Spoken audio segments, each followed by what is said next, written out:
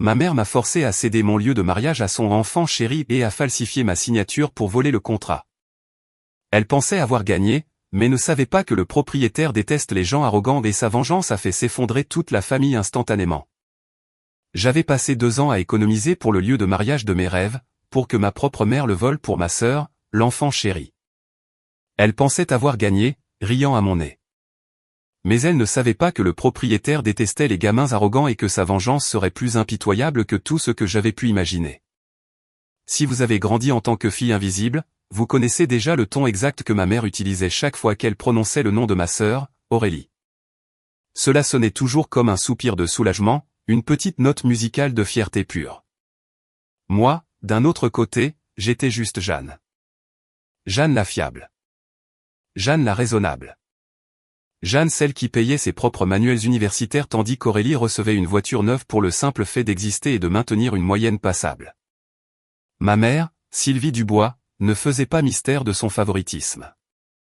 À ses yeux, Aurélie était destinée à la grandeur, ce qui, dans l'esprit profondément traditionnel et obsédé par le statut social de ma mère, signifiait épouser la richesse et être impeccable sur les cartes de Noël familiales. J'ai appris très tôt à prendre du recul, à construire ma propre vie et à n'attendre absolument rien d'eux. Cette indépendance m'a bien servi lorsque j'ai rencontré Antoine Martin.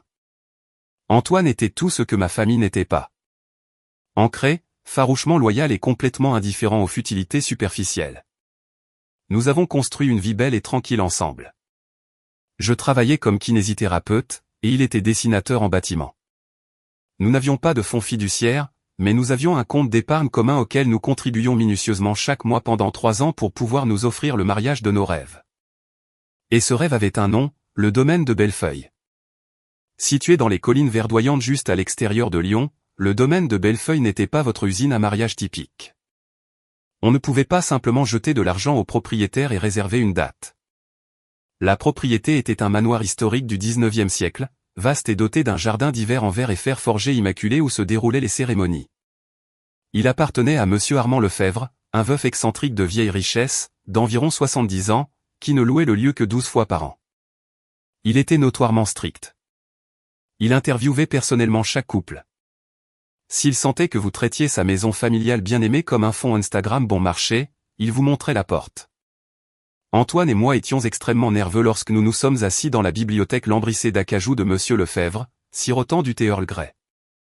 Mais au moment où Antoine a remarqué les moulures d'origine et a commencé à discuter des techniques de maçonnerie du XIXe siècle, le visage sévère de monsieur Lefebvre s'est adouci. À la fin de la conversation de 2 heures, il nous montrait des photos de sa défunte épouse, Mathilde, et nous racontait comment elle cultivait des orchidées dans le jardin d'hiver.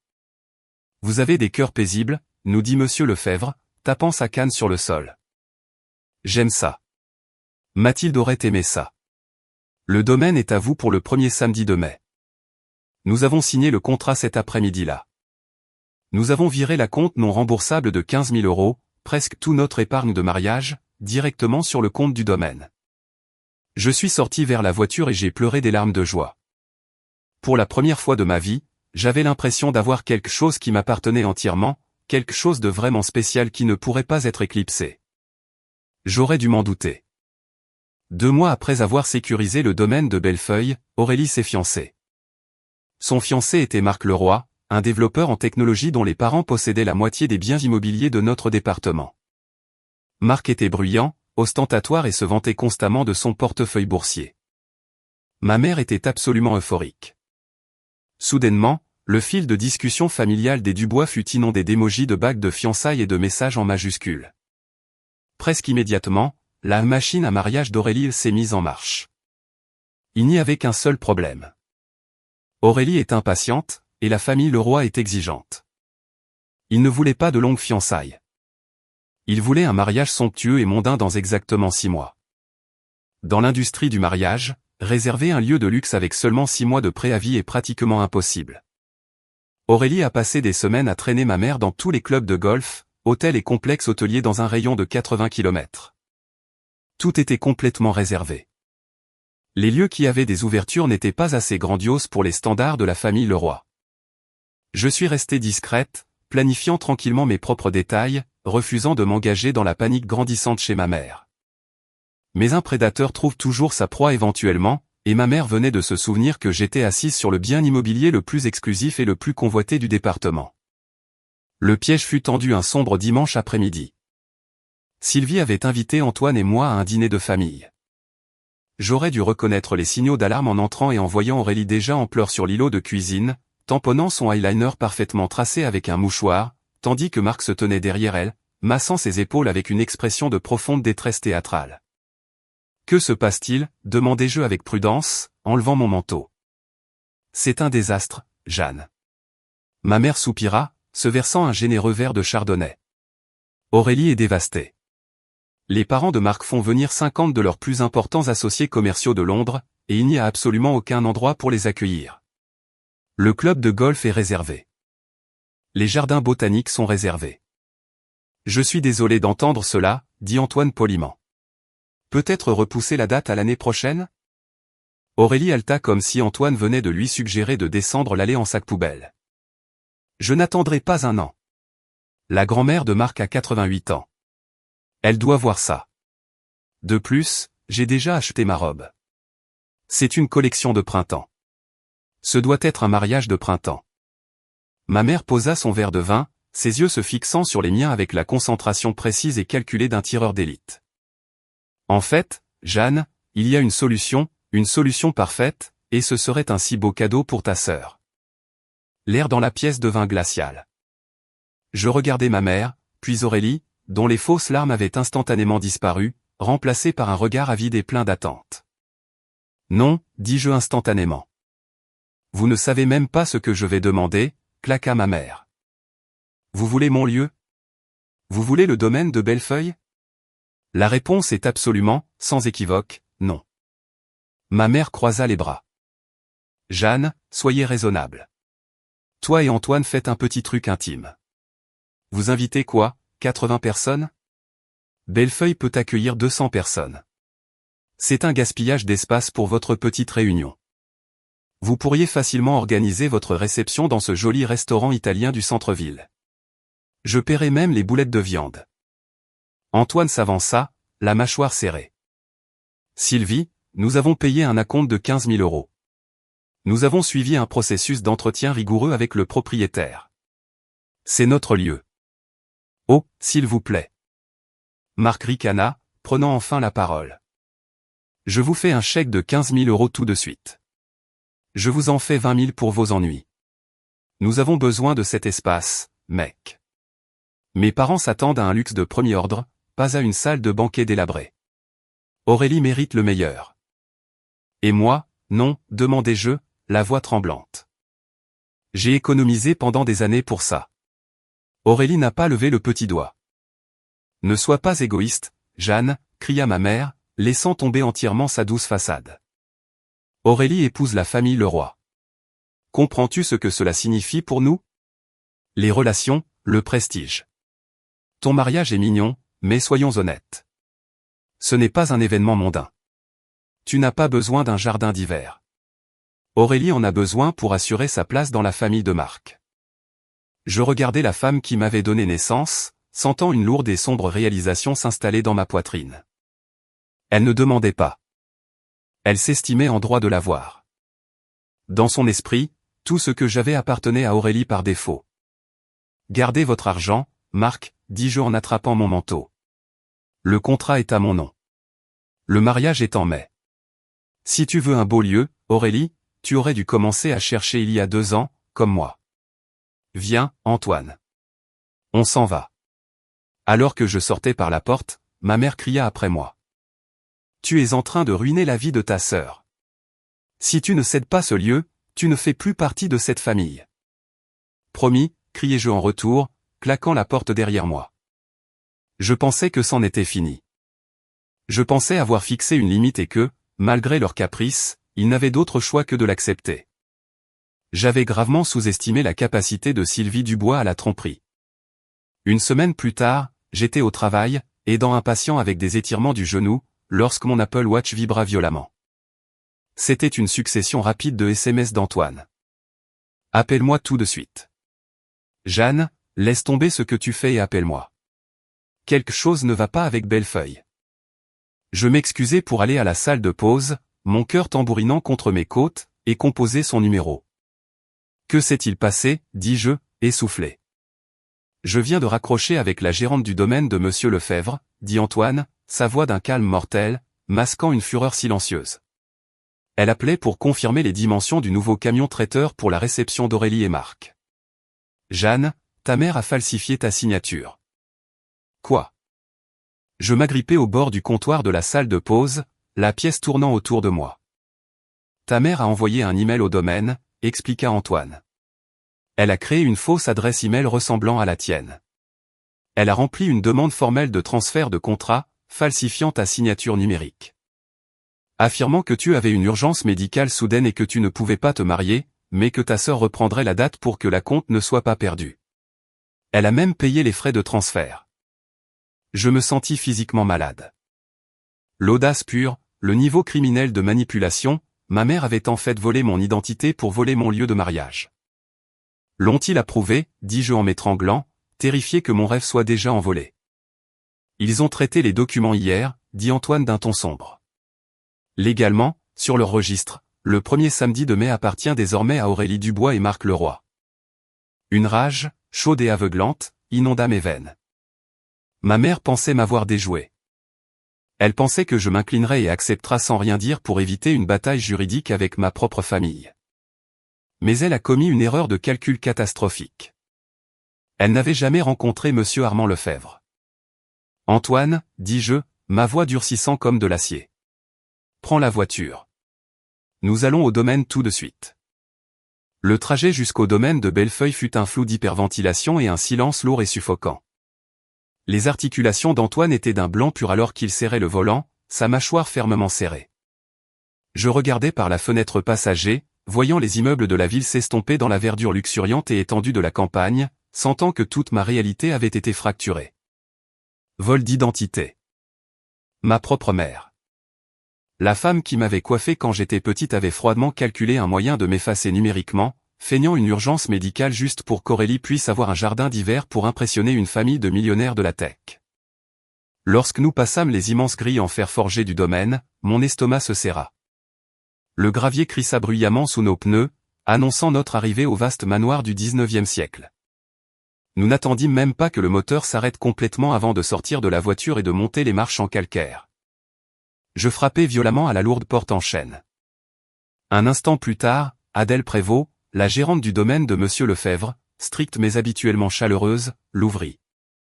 Elle tenait un bloc-notes, ses lunettes de lecture posées sur le nez.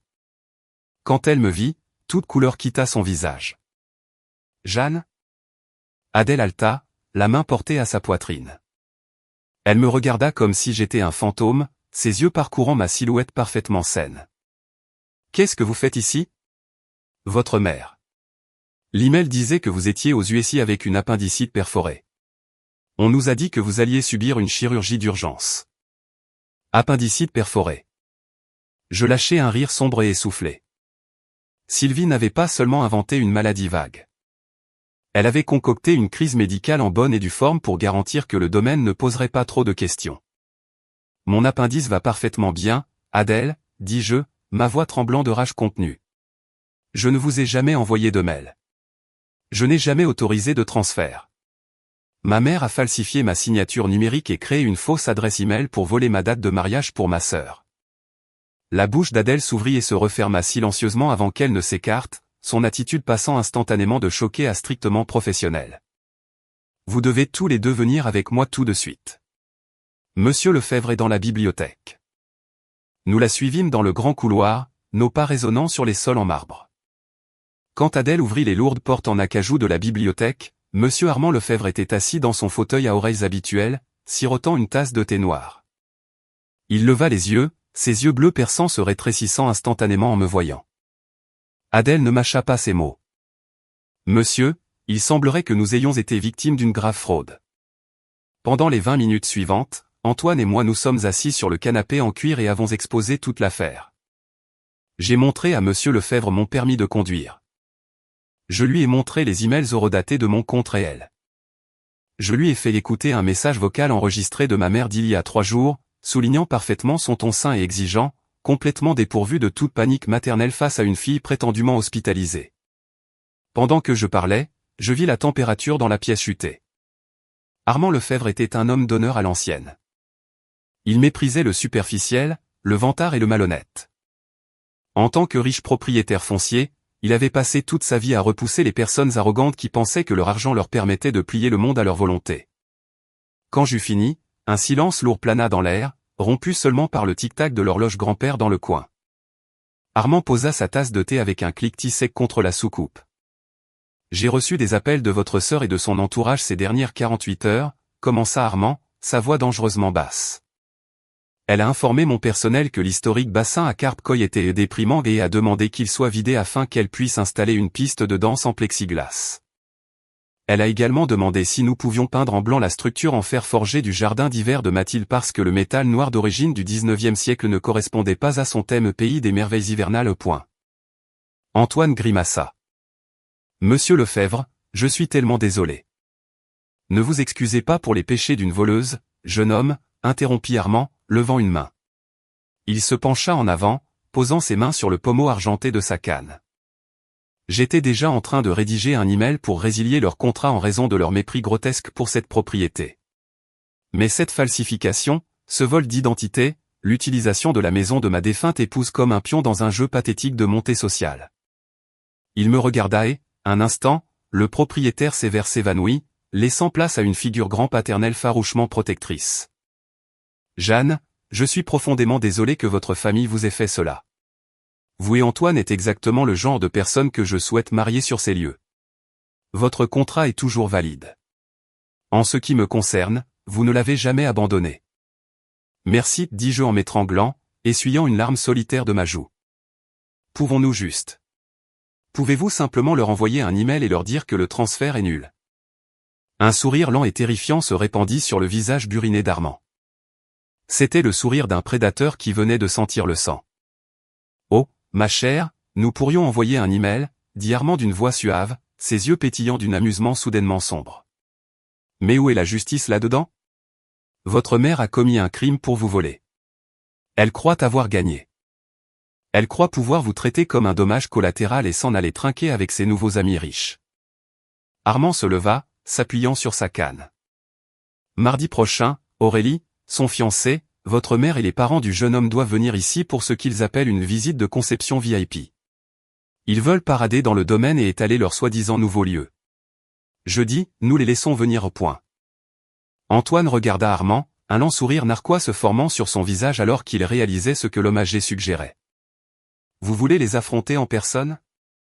Je ne tolère pas les menteurs sur ma propriété, déclara Armand, sa voix résonnant d'une autorité absolue. Et je ne tolère certainement pas l'abus des personnes que j'ai invitées chez moi. Vous deux serez ici mardi prochain, et vous regarderez tandis que je démolirai le petit château de mensonges que votre mère a construit. Le mardi suivant fut un après-midi clair et vif, le genre de journée qui donne au vaste jardin du domaine de Bellefeuille l'air d'être tiré d'une peinture de la Renaissance. Antoine et moi arrivâmes une heure en avance. Adèle nous fit passer discrètement par l'escalier de service jusqu'à la galerie du 2e étage. La galerie avait un balcon en fer forgé qui surplombait le grand foyer et l'entrée du jardin d'hiver en verre. Nous étions parfaitement cachés derrière les lourds rideaux de velours, mais nous avions un siège au premier rang pour l'exécution imminente. Exactement à 14 heures, les lourdes portes en chêne s'ouvrirent. J'entendis la voix de ma mère avant de la voir. C'était ce ton aigu et affecté qu'elle n'utilisait que lorsqu'elle essayait de paraître riche. Oh, Patricia, attends de voir la lumière ici. Sylvie roucoula pratiquement en entrant dans le foyer. Elle était vêtue d'un pantalon blanc immaculé, ressemblant en tout point à la mère de la mariée triomphante. Aurélie suivait de près, accrochée au bras de Marc. Elle désignait déjà des choses, dictant des changements à une organisatrice de mariage d'allure épuisée qui les suivait. Enfin, les parents de Marc, Robert et Patricia Leroy, entrèrent. Ils avaient l'air exactement comme on pouvait s'y attendre, ruisselant de marques de créateurs, scrutant les moulures historiques avec un air de condescendance légère et exercée. C'est pittoresque, fit remarquer Patricia Leroy, ajustant son foulard en soie. Un peu rustique, mais avec le bon budget floral, nous pouvons masquer l'odeur du vieux bois. Marc, chéri, t'es-tu assuré qu'ils ont assez de place pour le service voiturier pour le club Bentley? C'est réglé, maman. Marc se vanta bruyamment. J'ai glissé 1 000 € supplémentaires au gérant pour que les voitures des paysans soient garées à l'arrière. Je sentis la main d'Antoine me serrer l'épaule dans l'obscurité. Nous regardâmes le groupe se diriger vers l'entrée du jardin d'hiver. C'est alors que les portes de la bibliothèque s'ouvrirent et que M. Armand Lefebvre sortit. Il n'était pas seul. À ses côtés se tenait un homme grand en costume gris élégant, tenant une mallette en cuir, que j'apprendrai plus tard être l'avocat privé d'Armand, maître Durand, et à mon choc absolu, 2 policiers en uniforme qui attendaient tranquillement dans le salon. L'arrogance disparut instantanément de la posture de Marc.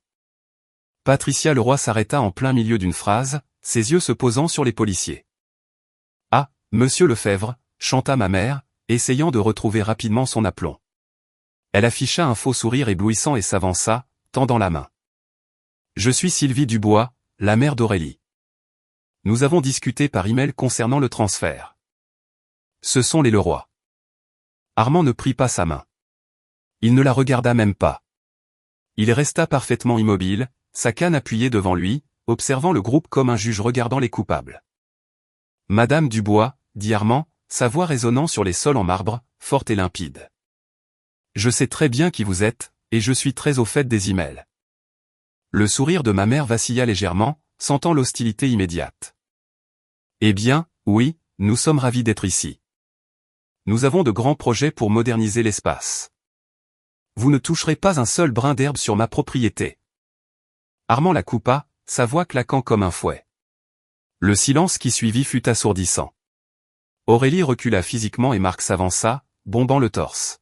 « Excusez-moi, mon vieux. Nous avons payé la compte. Nous avons payé les frais de transfert.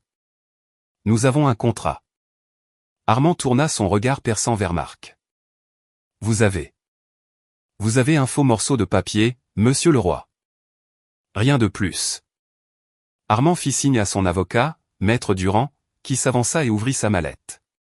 Il en sortit une épaisse liasse de papier. Jeudi dernier, Armand s'adressa à toute la pièce, bien que ses yeux soient fixés sur ma mère. J'ai reçu une demande de transfert numérique d'une adresse email prétendant appartenir à Jeanne Dubois. L'email déclarait qu'elle était aux USA avec une appendicite perforée et autorisait le transfert de son acompte de 15 000 € et de sa date de mariage à sa sœur, Aurélie. Patricia Leroy halta, la main portée à sa bouche. Elle se tourna pour regarder ma mère. « Sylvie, de quoi parle-t-il ? Vous nous avez dit que Jeanne s'était retirée à l'amiable parce que son mariage était trop petit. » Le visage de ma mère se vida rapidement de son sang. Elle semblait sur le point de s'évanouir. Je ne sais pas de quoi il parle. Il doit y avoir un malentendu. Il n'y a pas de malentendu, clama Armand, pointant un doigt tremblant et furieux vers ma mère. Jeanne Dubois n'a jamais été à l'hôpital. J'étais assis avec elle dans ma bibliothèque hier après-midi. Vous avez volé son identité numérique.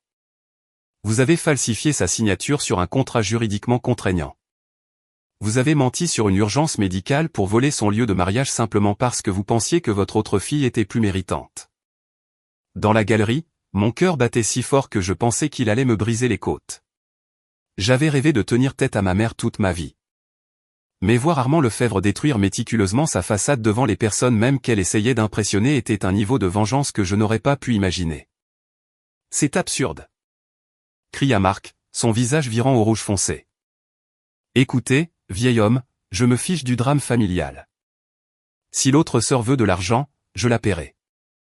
Dites juste le prix. Nous avons besoin de ce lieu. » Armand regarda Marc avec un mélange de pitié et de dégoût absolu. « Votre arrogance est stupéfiante, monsieur Leroy. Croyez-vous vraiment que votre compte en banque vous protège des conséquences de la fraude ?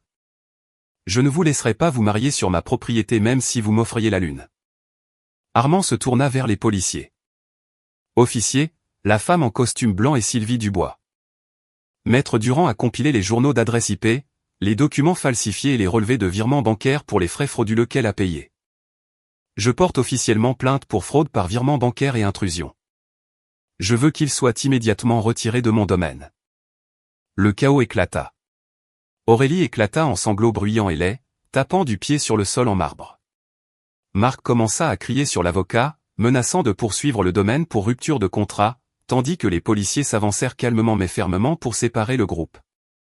Mais la réaction la plus satisfaisante vint dès Leroy. Robert Leroy, un homme dont toute la vie était bâtie sur l'image publique et la réputation corporative, regarda Sylvie comme si elle était un déchet collé à sa chaussure. « Vous avez falsifié des documents légaux » siffla Robert à ma mère, sa voix vibrant de rage. « Vous avez traîné notre famille, notre nom, dans une enquête criminelle pour un lieu de mariage. » « Robert, s'il te plaît. » « Ce n'était qu'un petit mensonge pieux pour accélérer le processus, » bégaya Sylvie, les larmes ruinant son maquillage tandis qu'un officier lui demandait sa pièce d'identité. « Nous partons, » déclara Patricia Leroy, attrapant son sac Hermès et tournant les talons. Elle ne regarda même pas Aurélie. « Marc, monte en voiture. Ce mariage est suspendu indéfiniment. Nous ne serons pas associés à des criminels ordinaires. »« Maman, attends. » Marc courut après ses parents, abandonnant complètement Aurélie, qui était restée à gémir dans le foyer tandis que la police escortait ma mère par les portes principales. Antoine et moi restâmes cachés jusqu'à ce que la toute dernière voiture quitte les grilles. Quand nous descendîmes enfin, Armand était assis sur un banc dans le jardin d'hiver, vaporisant doucement une rangée d'orchidées violettes. Il leva les yeux, nous offrant un sourire doux et fatigué. « L'espace est à vous, Jeanne, dit-il doucement. Les retombées furent catastrophiques pour ma famille, mais entièrement de leur propre fait. Sylvie fut formellement accusée de vol d'identité et de fraude par virement bancaire. Parce qu'elle avait utilisé les services bancaires électroniques à travers les frontières nationales pour payer les frais de transfert frauduleux, la gravité des accusations s'est aggravée. Pour éviter la prison, elle dut vider ses propres économies pour payer des frais de justice exorbitants et accepter un accord de plaidoyer qui impliquait des centaines d'heures de travaux d'intérêt général. Les Leroy, terrifiés par le scandale public, forcèrent Marc à annuler complètement les fiançailles. Aurélie, privée de son haut ticket d'or et de son mariage somptueux, blâma ma mère pour toute la débâcle. Les deux eurent une énorme dispute et ne se parlèrent pas pendant 1 an. Quant à moi, j'ai bloqué leur numéro. Je ne suis pas allé voir ma mère. Je n'ai pas offert à ma sœur une épaule pour pleurer. J'ai finalement abandonné le syndrome de la fille invisible et j'ai embrassé la famille que je construisais avec Antoine. Le premier samedi de mai, il a plu. C'était une douce et belle pluie de printemps qui tapait doucement contre le plafond de verre du jardin d'hiver. J'ai descendu l'allée entourée de 80 personnes qui nous aimaient sincèrement. Pas de piste de danse en plexiglas, pas d'organisateurs hurlants, et pas de membres de famille toxiques. Et assis au premier rang, juste à côté des parents d'Antoine, se trouvait monsieur Armand Lefebvre, souriant tandis que nous prononcions enfin nos vœux. Pouvez-vous croire à la justice absolument pure de monsieur Lefebvre qui a fait venir la police et son avocat pour affronter l'enfant chéri et son entourage? Jeanne a finalement eu le beau mariage sans drame qu'elle méritait, tandis que sa mère a fait face aux conséquences légales de son propre favoritisme toxique.